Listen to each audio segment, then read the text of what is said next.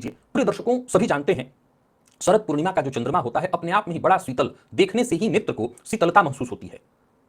उस दिन ऐसा माना जाता है कि चंद्रमा से अमृत वृष्टि होती है। तो अमृत वृष्टि साधना उस दिन की जा सकती है यदि शरद पूर्णिमा की रात्रि को चंद्रमा की किरणों में बैठ करके अमृत का ही ध्यान किया जाए और ओम अमृताय नमः इस मंत्र का 108 बार जप किया जाए तो यह साधना आपको चिरायु बनाती है।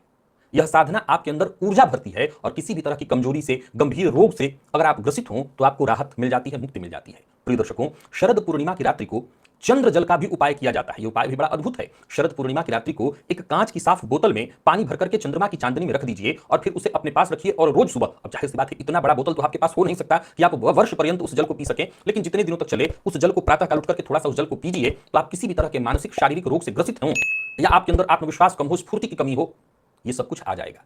अब यह कहना तो मुश्किल है कि इसी समय में शरद पूर्णिमा के दिन कितनी महिलाएं, कितनी स्त्रियां, कितनी युवतियां रजस्वला होंगी, लेकिन जो हों, अगर हैं आप इस समय में रजस्वला हैं और आपको संतति की चाह है, ये उनके लिए मैं कह रहा हूं जिनको संतति की चाह है। याद रखिए कि पुरुष की कुंडली में, जब मैं हमेशा इस बात को बताता रहा हूं कि संतति के बारे में विचार किया जाए तो संतति के लिए पुरुष की कुंडली में शुक्र को देखा जाता है, लेकिन स्त्री की कुंडली में चंद्रमा और मंगल को देखा जाता है।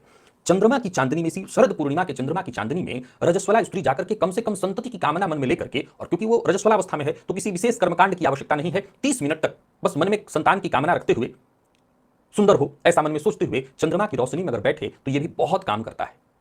अगर आप धन प्राप्ति चाहते हैं, कर्ज से मुक्ति चाहते हैं, तो शरद पूर्णिमा की रात्रि को एक साबुत जलदार नारियल लीजिए, जिसकी जटाएं छिली ना हो, साबुत जलदार नारियल हो, उसके ऊपर लाल चंदन कुमकुम लगाइए, थोड़ी हल्दी चावल अर्पित करिए और एक सिक्का चढ़ा करके, यानी सिक्का उसके ऊपर, इस सभी चीजों को पहले क्या करना है कि मां लक्ष्मी के पास रख करके ध्यान करके, मां लक्ष्मी की कृपा मुझे मिल रही है, मुझे ऋण से मुक्ति मिल रही है, ऐसा सोचते हुए पहले रोली, कुमकुम, चंदन, हल्दी, अक्षत और एक सिक्का अर्पित कर दीजिए। ओम श्रीम ह्रीम क्लीम महालक्ष्मी नमः, ओम श्रीम ह्रीम क्लीम महालक्ष्मी नमः, इस मंत्र को 108 बार जपिए और अगले दिन उस नारियल को बहते जल में प्रवाहित कर दीजिए। ये प्रयोग वो लोग विशेष रूप से करें जिन्हें धन की विशेष कामना है, कर्ज से जो लोग जूझ रहे हैं। प्रिय दर्शकों, शरद पूर्णिमा की रात्रि को सुख समृद्धि के लिए भी एक स्नान का प्रयोग किया जाता है। कैसे? तो शरद पूर्णिमा की रात्रि को चंद्रमा की रोशनी में एक बाल्टी में पानी रख दीजिए और उस पानी में गुलाब की कुछ पंखुड़ियां और केसर थोड़ा सा डाल दीजिए और अगले दिन उसी जल से स्नान करिए। यह प्रयोग आपके जीवन में सुख समृद्धि और आपके भाग्य में वृद्धि लाता है, आपके अंदर तेज उत्पन्न करता है। यदि आप किसी विशेष साधना की ओर जाना चाहते हैं, आप साधना करना चाहते हैं या आपने कोई गुरु दीक्षा ली हुई है, किसी मंत्र साधना की ओर आपकी जागृति है इस समय, तो पूर्णिमा की रात्रि को यदि आप चंद्रमा की रोशनी में बैठ करके मां सरस्वती का ध्यान करके ओम ऐं सरस्वत्यै नमः इस मंत्र का 108 बार जप करें, क्योंकि याद रखिए साधक वही हो सकता है जिसका चित्त स्थिर हो, मन जिसका शांत हो। बिना मन की शांति के साधना नहीं की जा सकती और इस मन के कारक चंद्रमा है। चंद्रमा की रोशनी में बैठ करके मां सरस्वती का ध्यान किया जाए तो मन शांत होता है। ये प्रयोग विद्यार्थियों को भी कराया जा सकता है उनकी शिक्षा के लिए, और ये प्रयोग उनको भी कराया जा सकता है जो साधना करना चाहते हैं, किसी विशेष मंत्र का जप करना चाहते हैं। यदि अचानक धन प्राप्ति की चाहत आपकी रहती है, आप ऐसा काम कर शेयर मार्केट इत्यादि में निवेश करते हैं, तो शरद पूर्णिमा की रात्रि को अपने घर के मुख्य दरवाजे पर 5 घी का दिया जलाइए। घर के दरवाजे पर 5 घी का दिया, उसमें केसर भी डालिए। ये धन वृद्धि की सूचना का प्रयोग है और इस प्रयोग को करने से आकस्मिक धन लाभ होता है।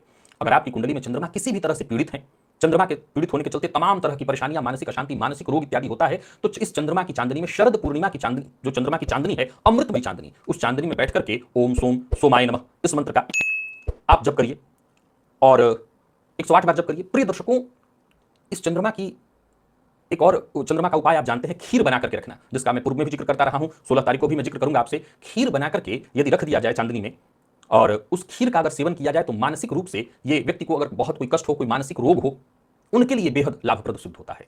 धार्मिक स्थल अगर कहीं कोई है आपके घर के आसपास, तो शरद पूर्णिमा की रात्रि को जब चंद्रमा का प्रकाश धरती पर आने लगे तो किसी भी धार्मिक स्थल पर जाकर के घी का दिया जलाना, दीप दान करना, वहां पर जो लोग हों उनको सफेद मिठाई, मिष्ठान इत्यादि बांटना, देना सुख सौभाग्य में वृद्धि कराने वाला है, विशेषकर ये पुण्य में आपकी वृद्धि कराने वाला है। और यदि आप गृहस्थ आश्रमी हैं और चाहते हैं कि ये जो जंजाल आपके चारों ओर फैला हुआ है, इस जंजाल से अपने आप को थोड़ा बाहर निकाल करके आपका मन ध्यान की ओर, साधना की ओर, आध्यात्म की ओर, यानी आध्यात्मिक उन्नति चाहते हैं, तो चंद्रमा की चांदनी में आसन लगा करके बैठ जाइए और ओम नमः शिवाय उस मंत्र का 108 बार जप करिए। ये मंत्र जपना आपके दिव्य ज्ञान को प्रभावित करेगा, आपको प्रभावित करेगा, आपकी अंतर आत्मा में जैसे प्रकाश कुंज जागृत हो जाएगा। और आप अगर साधना की ओर जाना चाहते हैं, एक प्रयोग मैंने इससे और पहले बताया, वो साधना में जो लोग लग गए हैं, साधना करना चाहते हैं किसी विशेष तरह के, उनको मंत्र मिल गया है, उनके लिए है।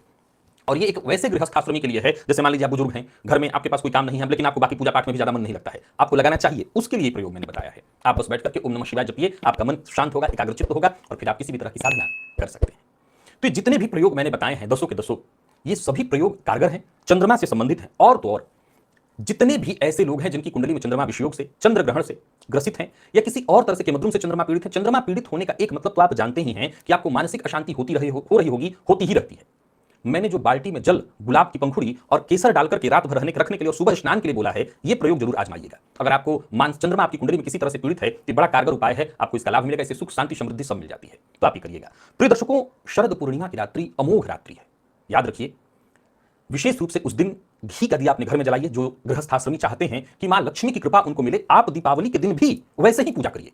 लेकिन मैं अपने से नहीं कह रहा हूं, बंगाल की उस पद्धति का बार बार आपके सम्मुख जिक्र करता हूं, बताता हूं। वो पद्धति कहती है कि यही वो समय है जहां मां लक्ष्मी की विशेष रूप से आराधना होनी चाहिए। तो कम से कम अपने घर में आप लोग तो जरूर ही करिए। आप समाज में, मैं नहीं चाहता हूं कि आप आज ही के दिन ढिंढोरा पीटिए कि मैं दिवाली का पूजन कर रहा हूं। समाज से कटना भी कोई बहुत बुद्धिमत्ता नहीं है। अगर आप समाज से पृथक होकर के कोई चीज करते हैं तो आप बेवकूफ हो जाते हैं। ऐसा आपको नहीं करना चाहिए।